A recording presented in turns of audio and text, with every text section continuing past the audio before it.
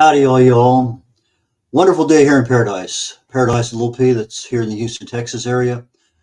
Many, many reasons for celebrations. Uh, Obviously, birthdays, anniversaries. This will be 56 coming up for me on anniversaries this year with my wife. Children, grandchildren, and recently a great grandchild. Super good for that. We have uh, degrees, you graduate, travel, recoveries from disease, all sorts of things. But one of the things I love to do is share a lot of the information that I have. And one of the major milestones in broadcast history is the number of times you've done something. And today, or maybe it was last week, I can't remember, I was informed that I've had 100, I guess it had to be last week, 100 shows on Talking Heads. And that's where I've had a chance to share with you my personal knowledge. And most of you know I research the human body at the cellular level, chemically speaking, and I look for cause and effect relationships. So when I can tell somebody, hey, if you do this, it might just stop your problem. We're all a little different. And so sometimes what works well for some person doesn't always work well for another because of other things. But a lot of my shows have covered, heart health and brain health and gut health and stress. And we've been talking about toxins here lately and those two topics over the last 4 or 5 weeks. But we're kind of looking at them in a different way. We talked a lot about cancer and fat and weight management, longevity, a major topic in mine, lifestyles, just a lot of things that we've talked about. But one of those things that I think that we as a group of people, and I've held a number of talks here, is a couple of friends of mine, they have come down with cancer late in life, and it seems like, couldn't you detect it earlier? Was there some of those things that you could have done to prevent, whether it was cancer or some other disease? So when I start looking at those things, is it a matter of I need to stop eating this kind of food, I need to do this exercise, I need to manage this stress? I don't know. But it's something that I probably need to think more about, because there's more and more people that I know that are having problems with health that are literally life-threatening. That being said, let me load up my slides real quickly and let's get started on today's show. And as I said earlier, I'm a researcher. I've never, ever been in the medical field, not a doctor, never worked in the pharmaceutical industry. Just those things, my love is in chemistry, but it's not in that form of chemistry. I want to know more about what is really going on in the human body. What can I do to slow something down, to speed something up, whatever it is. My first degree is in chemistry. I have 5 academic degrees total, not all in fact, they're all in different subjects. But the chemistry one is really and truly my baby. It's the one I love the most, my first love. I didn't get a chance to practice it because I got an invitation to Vietnam. But I assess, I evaluate what's going on in the body, and I share that with everyone. So if I can find a cause of a problem, we can treat it, we can fix a problem, generally speaking. But if we treat symptoms, we'll never fix the problem because we're not addressing it. Symptoms can even hide the real damage that's occurring. You're continually treating something, but it's not fixing the problem. And as always, my presentations are primarily for awareness and education. So that being said, let's get started. We ended up last week talking about what's the best approach. Well, awareness. If you don't know where you're at, how can you make a change? So what are you exposed to today? What can you change? What can you remove? What can you reduce? Limit that exposure. There's probably some easy things to do. There's some not so easy things to do, but what's important to you? What's the priority in your life? To me, I would love to have a nice retirement life, which I've been in now for a number of years, without having somebody change my diaper every couple hours. That's not, to me, a good quality of life. I want to be able to do literally almost everything I did anytime I want to do it in the next 10, 15, 20 years. Action to remove and reduce the exposure. Okay. Becoming a master of labels, it can help you. If you look at the same product manufactured in Europe and manufactured in the United States, one may only have 6 ingredients in it, the other may have 16 or 26 in it. Pick the one with the fewer ingredients because they have less toxins. The alternatives, we have a lot of things with pesticides, herbicides, and preservatives. Well, there's a lot of DIY options out there. My choice on weed killing is 30% vinegar. I bought 2 gallons of it yesterday. My choice on mosquito control is ground garlic. I put it in a fertilizer sprayer and I just go around the yard and just let that stuff go. Yeah, my home smells like an Italian eatery for a couple of days, but unless we have just a downpour of water, it lasts for a while. Foods, herbs, all sorts of stuff. Exercise can remove toxins, and Dr. Google and Dr. YouTube are both there to help you figure out what makes sense to you. Okay, let's move on. Let's get going on this week's. I've decided to look at what are the dirty dozen on the primary sources of toxins for the human body. So we have water we drink, water we bathe in, we have the foods, we have our personal care products, our cosmetics, and things like that. So let's just jump in. Some of these things are pretty simple. We've heard of these things before: lead, copper, chlorine, arsenic, nitrates, fluorides, radioactive substances, believe it or not, mercury, perchlorates, manganese, microorganisms, and then PFOAs, your perfluorooctanoic acid. And we're going to get a little bit into those floral compounds as we go on. But some of these things are called forever chemicals, and they're not given that name lightly. Basically, these chemicals didn't exist 20 years ago. We've created them because we know how to organically add this to that to make something better. Well, the something better, yeah, helps us out, but it also has a risk associated with it. And when you start looking at these forever chemicals, some of them are just very, very difficult to get out of the human body. And it's been assessed that 99%, probably 100% of people have them in their bodies, but to what level and do they present a risk? We don't know. Anyway, the forever chemicals, there's over 10,000 of them, most of them created in the last 20, 25 years.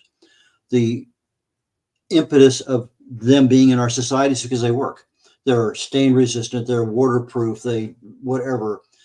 They work well, but they also have that health risk associated. And if you don't test them, you're never going to know. But we know that with these perfluoro or polyfluoroalkyl chemicals, they have a tendency to minimize the vaccine that we might receive. And that's been kind of important the last few years here with COVID. We've seen episodes of people with testicular cancer, kidney cancer, ulcerative colitis, thyroid disease, hypertension, and a lot more. And again, it's a lot of these things have never fully been researched and tested. So we just know by testimonial evidence, by other things, and some level of testing. So we have those in the water supply, but there's a couple other things in the water supply that we never ever think about. One of them is prescription drugs. And you say, well, how do prescription drugs get into your water supply? Well, most of them are either dumped into the toilet, and that seemed to be the standard way of doing things 34 years ago. Yeah, I did it. You end up with, oh, this thing's 3 years out of date. Okay, just dump it in the toilet. I didn't want to put it in the trash. Didn't, for whatever reasons, it doesn't matter. Uh, there were no repositories to drop these things off. So, well, most people just, that was the accepted practice. Dump it in the toilet. But as we take medicines and we go to the bathroom, they're excreted into the toilet bowl because we're going to the bathroom. And they end up in the city water supply because that's where the sewer water takes it. But the sewer system is not capable of handling the really microscopic kinds of chemicals. And you may have a lead or an arsenic or some other kind of molecule that can easily be filtered out in the city water system, but it cannot filter the size of the particles that we need. And depending on who's bottling what, you may end up with a fair amount of these same kinds of drugs in our bottled water. Now, I use zero filter. I fell in love with that years ago. And for most things, it looks pretty impressive. You pour a bottle of wine into it and boom, you get nothing but water out. I said, that's pretty good. Well, the problem is that reverse osmosis and nanotechnology and other things can filter it out. It's expensive and it's not the typical way we do things in the filtering industry. So we have these things, but they're getting through the system. And the effect on the human body is accumulation over time. Now, if all I'm drinking is bottled water and occasionally I boil my green beans or something else in tap water, yeah, they're going to get into the foods. In fact, we have a major problem with foods, and we'll talk about that hopefully today. But we have a lot of these things in there. And if I'm constantly using tap water or bottled water with issues, then we're going to see a rise in antidepressants, antibiotics, this, and any kind of drug that was in there is incrementally going to increase in the body. And unless there's a way to get it out of the body, that's going to accumulate over time and become a problem. I saw the term witch's brew being used to describe the prescription drugs in tap water, because when you start looking at the streams out in nature where these things get into the system for lots of reasons, why would these drugs be in stream water? That, well, they did a study in 30 states and they found contaminants when you test for them that are there, and it affects the fish, the wildlife, the stuff that we eat, hunt, and whatever. And so if I had to say one thing on this show as a real preventative, look around and see where drugs are being taken. Our local police station has a big 55-gallon drum in their foyer area. Nowadays, actually, for the last several years, we end up with an excess amount of whatever we don't need or want because we finished that or got cured or who knows what. And we take it down there and dump them in the drum. They're no longer going down the toilet. So if there's a designated location, take them there. You could put them in the trash. If the trash is being incinerated, that's probably a good thing.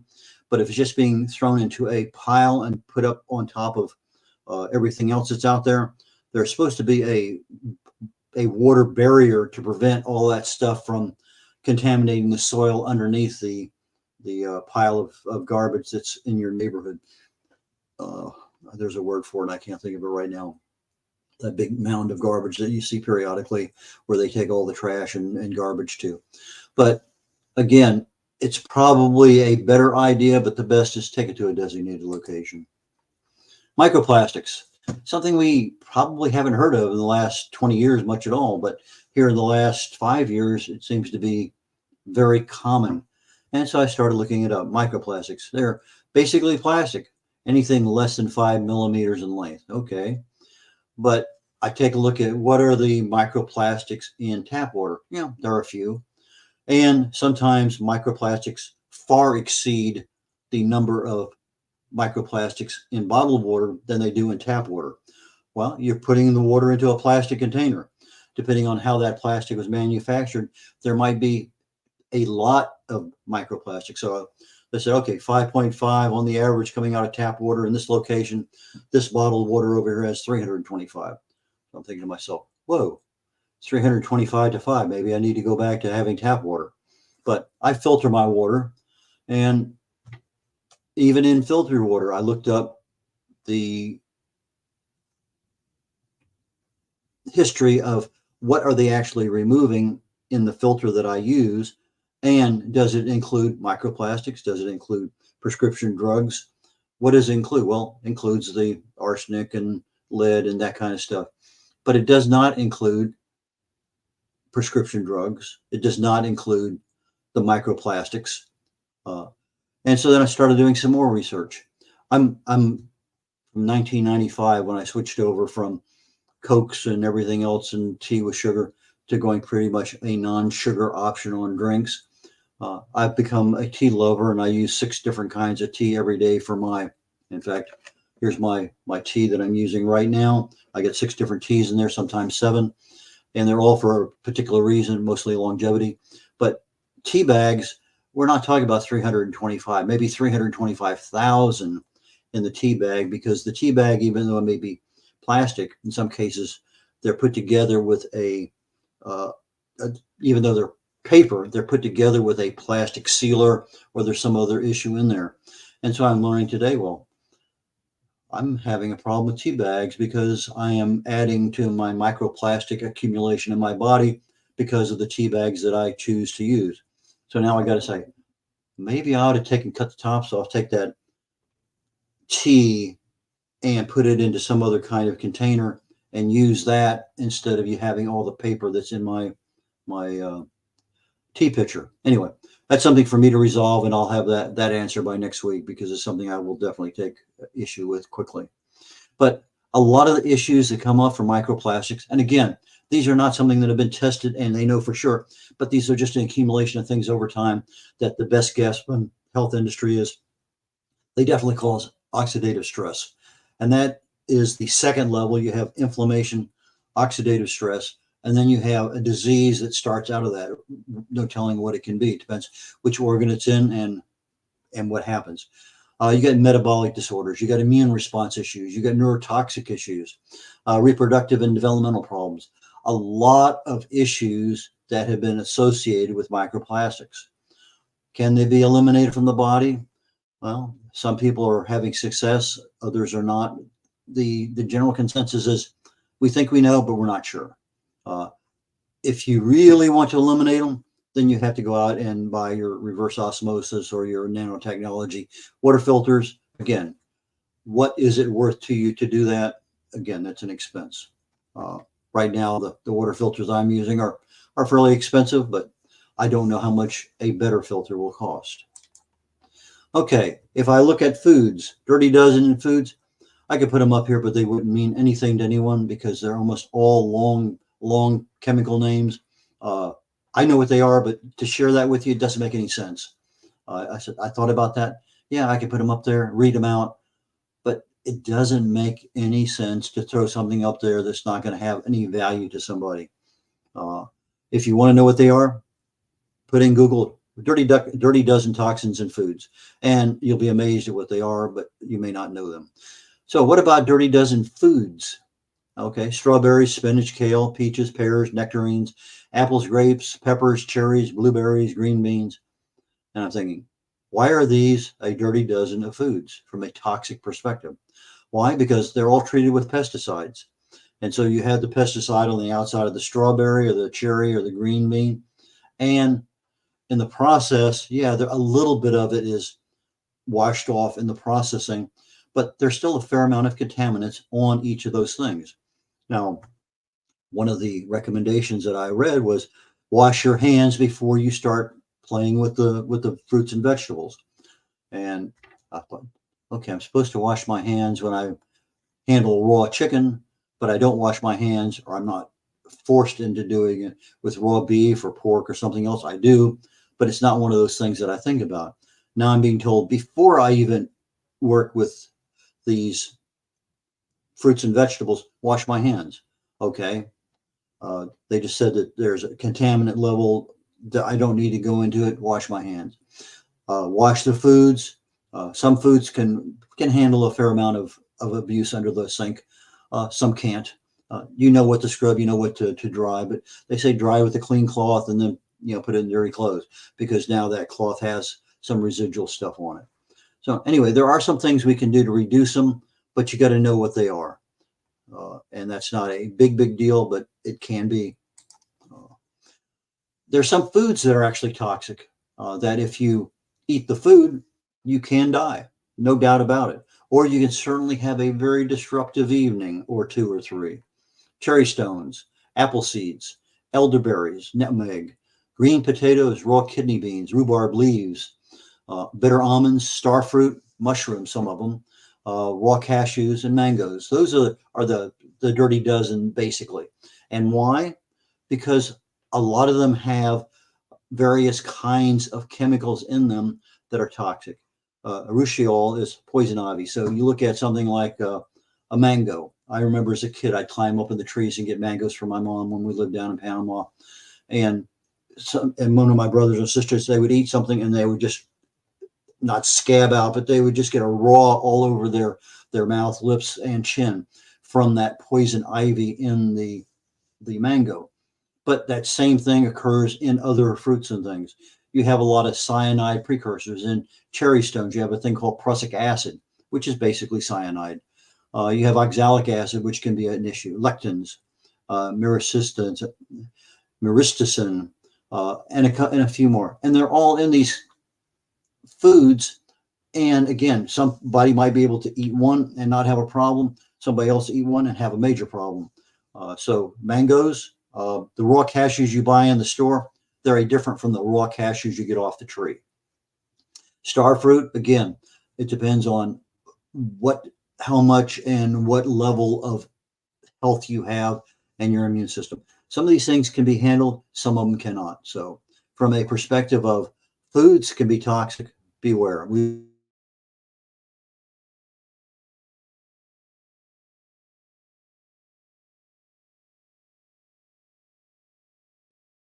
going again. So minor holdup, no big deal. Okay. What about the food preparation, the presentation, the production, the taste? Chemicals are put in foods for all sorts of reasons, to make it look better, to taste better, to make it easier to blend, to give you that feeling on your mouth. Carrageenan is found in ice creams and other things, but that unctuousness, that velvety taste that occurs on the tongue. I remember back as a kid, I'd go to the nickel and dime store and get a milkshake, and that milkshake was so creamy, it was bubbly. You'd drink it. You can't find that anymore because they don't make the same kind of milk they used to make. They don't make the same kind of ice cream they used to make. Too many chemicals in those things nowadays. But sometimes the foods are heated, they're roasted, they're grilled, they're baked, they're canned, some fermenting, some hydrolysis, lots and lots and lots of things in there. And when you look at just natural things in the foods, there's more than 3,000 potentially harmful chemicals in foods. Peanuts, for one, has a bacteria. Actually, it's not. I think it's a aflatoxin. Anyway, there are things there that sometimes have to be processed out so we don't get them. But who's responsible? Well, in the United States, it's the FDA, and their responsibility says, "Yeah, I got to test this." But testing of foods is not something they do a lot of. They do more cosmetics and drugs and other things. But for foods, they put a label on it, and it's called generally recognized as safe, GRAS. And so you have the GRAS, you have the federal standards. Some states like California have more stringent standards. And then you also have grocery store standards. Some stores will not buy from certain kinds of producers or manufacturers because of the care that they take in the production of their foods. Whole Foods is not going to buy from the same people that maybe Kroger's or HEB or A&P or some of the other food giants out there do. So it's one of those things that, depending on where you shop, organic and other things are generally available, but not everything that's organic means organic. So food testing since 2000, the last 24 years, over 99% of the generally recognized as safe chemicals for preparation, preservation, all sorts of things for foods have been green lighted, meaning no testing. And they're now available, and these toxins are known to create some health issues. But for whatever reason, they say, well, it's, if you don't have too much of them or you do it a certain way, they're okay. They're not. But so what options do you have? You can buy organic. You could absolutely avoid microwaving anything plastic. If you have something in the microwave, put it in glass.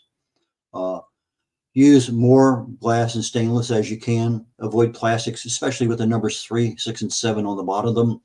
Those are the big issues, that they leach out a lot of chemicals.